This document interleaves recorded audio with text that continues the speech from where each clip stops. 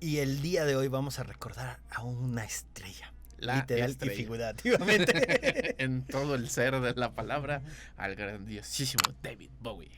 Porque decidimos ver esta semana su documental, o el documental en donde él aparece y él es la estrella y se trata de él, Moonage Daydream. Moonage Daydream, que es un documental que se estrenó esta semana o recientemente en la plataforma de HBO Max, que nos contará o nos intentará contar más bien la historia de David Bowie, toda la carrera. En una sola película tratará de contar todo lo que es David Bowie a partir de David Bowie, que cuando pensamos en documental siempre pensamos que va a haber alguien más hablando de alguien que va a expresar alguna cuestión técnica, alguna cuestión filosófica, algo que se nos haya escapado de lo que tal vez pudiéramos conocer o no de alguien.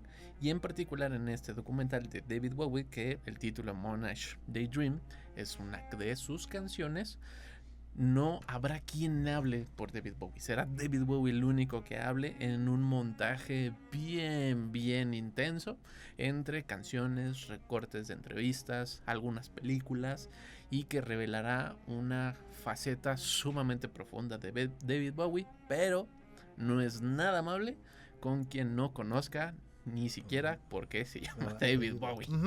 Para que se lo imaginen en su cabeza, este documental no tiene la típica persona sentada en una silla mirando a la cámara diciendo fue en enero del 2023 brillante, cuando Radio Universidad puso por primera vez a David Bowie. No, en realidad en este documental es una recopilación de un archivo de imágenes, de videos. Mucho de esto era inédito, mucho era cosa que tenía la familia Bowie resguardada, cosas que se estuvieron buscando en televisoras públicas, en televisoras que ya no existen desde hace años, en archivos personales. Eso es como gran... el trabajo archivístico de la película es brutal. Sí. Pero el trabajo narrativo es brutal, pero no es nada amable con quien lo ve. Con quien lo ve. Ajá, porque es este documental en donde es solo un gran montaje, una gran edición de lo mejor de Bowie, y de repente flashazos de Bowie hablando de esa época, pero muy descontextualizado. Sí. Muy de sí, yo soñaba con ser no sé qué y no sé qué. Un cocodrilo. Ajá, ¿no? O, ese es mi momento en donde yo era más tranquilo y me centré. Ajá. Pero todo eso se recopila a partir de entrevistas, de audios que él grabó, de cosas como documentales que parece que nunca surgieron a la luz, de como este trabajo de... en la década de los 70 se entrevistó con una radio... pública alemana, de seguro ahí tienen la grabación donde habla de lo que le gustaría hacer en esa época, ¿no?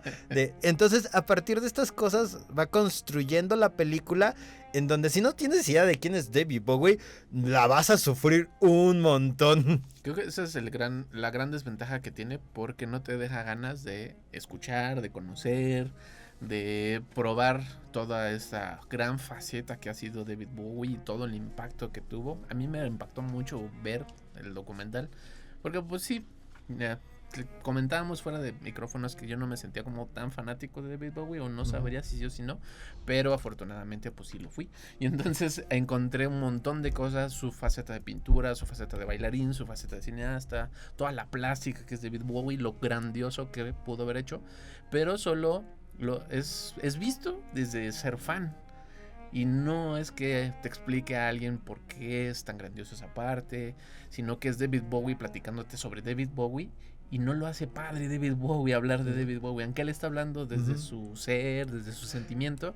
Trata de proyectarlo en las canciones que van intermedio entre lo que esa voz profunda desde el espacio nos habla, y luego está toda la locura de los 70s, toda la acidez de él cantando con su guitarra acústica, ¿no? Y todos perdiendo la cabeza por él. Y no sabemos por qué. O sea, realmente no hay una explicación de... Claro, eso fue. Es que esto es como... Este punto es el wow. Creo que ubicas estas cosas que existen en internet, principalmente para las bandas de K-pop, que se llaman FamCam. El FamCam.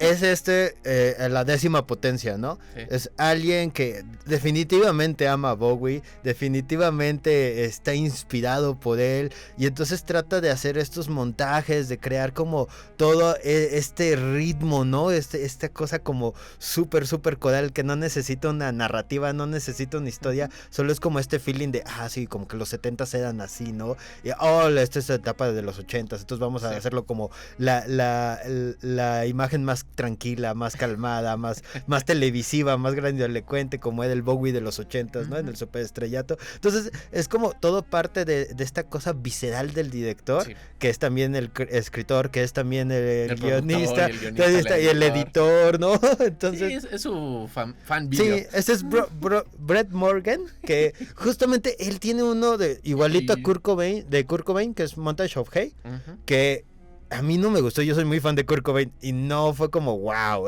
fue como de, órale, como qué chido, ¿no? Qué bonito que te paguen por ver los archivos de tus artistas favoritos. Y pegar y hacer lo que se te dé la gana sin sentido, entre comillas. Sí, ¿no? Pero sí, no, o sea, como algo que inspira y que puedas como... Parte del documental es explicar, ¿no? Como la realidad. Sí, que te sorprenda. O como darle un sentido. Es como de aquí no hay, porque sí tienes que tener un poco de conocimiento de Bowie. Tienes que entender un poquito como de cuál es su cronología, por qué Berlín es importante para él. Y entonces ahí es como de solo él hablando de, sí, quise alejarme del mundo, ¿no? Y él hablando muy triste. Bueno, yo lo sentí que todo eso es brutalmente triste, me deprimió horrible la película. Pues es que sabes que al final se muere, ¿no? Spoiler. Ups. Spoiler, al final se muere.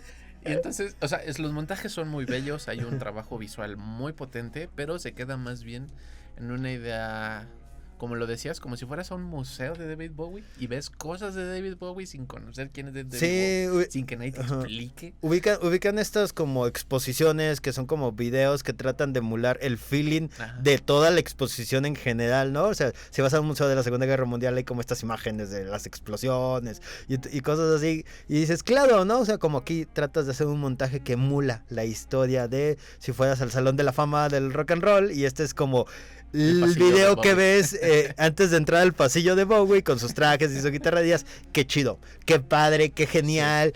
Si lo tienes así como en una tienda de discos de fondo, es como wow, acabas de entrar a un nuevo mundo. Pero si lo ves y te sientas tú solito en tu sala a verlo y no es nada fan de Bowie, lo vas a sufrir montones, ¿no? Porque es muy cansado, o sea, visualmente es montaje tras montaje, es un ritmo que no te deja descansar, es cosas que ver, y te estás siempre flasheando. Entonces ya cuando llegas a la mitad de los 70s, ya tu cerebro ya está frito, como el de Bowie cuando fue a Berlín, curiosamente. Sí, justo ese es como un gran intento de... Yo me figuraba... O sea, al verlo me figuraba como si tuviera un gran libro de esos conmemorativos con la historia de David Bowie, que son puras fotos, que son sus trajes, que es su vestimenta, que son fotografías, pero creo que lo que lo vuelve en esto como muy frío, o sea, sin poco tacto emocional, o sea, para relacionarte con el artista, es que son stocks de entrevistas, cortes que entre comillas son de orden público, y entonces no hay imágenes o fotografías detrás o alguna fotografía que esté con sus amigos. O sea, trata de plantear un David Bowie como muy normal para poder hablar del David Bowie que es el hombre de las estrellas, y no funciona. Y algo peculiar que sí está locochón es que es una película que puedes oír y se oye súper a todo. Yo creo que sí es algo que si estás en una fiesta lo podrías poner ahí proyectándose y de fondo con la música. Super decoración. Y estaría bien padre. Ajá. Y como hablabas, es extraña la forma en que habla o se acerca de la figura de Bowie, porque claro, ¿no? Para muchos de nosotros es este personaje que ya era un semidios desde que éramos niños. Pero la forma en que se acerca no es nada personal, no es íntima, no es un documental íntimo, es un documental en donde siempre lo estamos viendo como un pasito para atrás, ¿no? Donde vemos a las cámaras grabándolo, vemos a este Bowie que va como tratando de ser humilde, ¿no? Como de los 80s, que va como en unas ciudades de Asia. Y entonces es muy extraño porque él trata como de tener este viaje espiritual, pero hay un grupo de camarógrafos así Sí, poniéndole las cámaras de los 80s que eran enormes así en la cara y que es como parte de su crew. O sea, como esta cosa de... Siento que se asemeja mucho a esta vibra de las Kardashians, que es como, sí es íntimo, pero al mismo tiempo se ve prefabricado y es como, qué casualidad que ahí está el crew de reality TV, ¿no? Eso me dio mucho tristeza. O sea, sí me dolió así como de chale porque...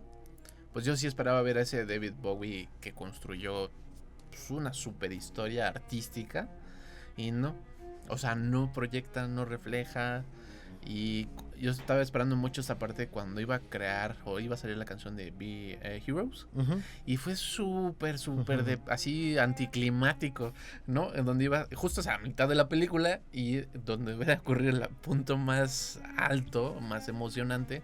No lo es y la caída es espantosa, es horrible, aunque con una donde se le nota que se le acabó el stock porque empieza a usar películas. Sí. De todos los 90s. Como que a partir de los 90s ya no consiguió como las exclusivas o las imágenes chidas. O tal vez ya se cansó, ¿no? Y dijo, ya, vámonos, ya. Porque repite un montón de escenas. Sí. Y un montón de partes, ¿no? Sí, se nota que el mismo director está como muy cansado. Justamente en esta parte de los 80 le empecé como a agarrar como un poquito más el sentido. Porque Bowie está hablando de como ya, tengo que dejar la locura y hacer cosas un poco más tranquilas, más comerciales, no en el afán de querer vender, sino en la belleza de la simpleza de la canción pop. Y entonces empieza como el documental a volver un poquito más convencional. Y dices, órale, ya, te estoy agarrando como de tratas de ser igual de loco, de experimental como lo fue Bowie, conforme sus distintas etapas. Pero más bien ese convencionalismo no surge de una propuesta de idea, de diseño audiovisual, sino porque realmente sí se cansó el director. Porque ya a partir de ahí brincamos a los 90s y se va y se va así como, así pasó esto, ya se casó, encontró el amor y se murió. Adiós. Y es que sí, justamente sí ocurre así y es bien feo. Porque le dedica mucho más tiempo a lo donde sí tiene material, sí tiene stock. Y pues esta figura de David Bowie queda incompleta, queda inconclusa. Cuando habla muy profundo no tiene ningún sentido lo que está diciendo y trata de que lo conectes con las canciones y es como no tiene ningún sentido lo que está cantando con lo que me acabas de decir, porque hay un montón de capas abajo que pues si eres así hardcore fan dices, claro, la tercera línea fue cuando en la segunda entrevista en el cuarto soneto donde le contestó al de la BBC que era un tonto. Y entonces es como no está padre, no está chido, pero como un video de colección, ese video para tener ahí con tus cuates, sí tiene una propuesta. O sea, la idea de propuesta como le planteas me hace súper interesante. Tal vez si hubiera sido más pequeño o en un formato de si lo fui a ver al museo. Moonage Daydream es la película que les platicamos. Véanla, disfrútenla, experimentenla. Creo que es como de experimentenla. Eso está chido. Y también es el nombre de la canción a la que nos vamos, de David Bowie. Obviamente. Un saludo hasta el cielo donde estés, Bowie. Te extrañamos. Y regresamos después de esta canción y después del corte con más recomendaciones.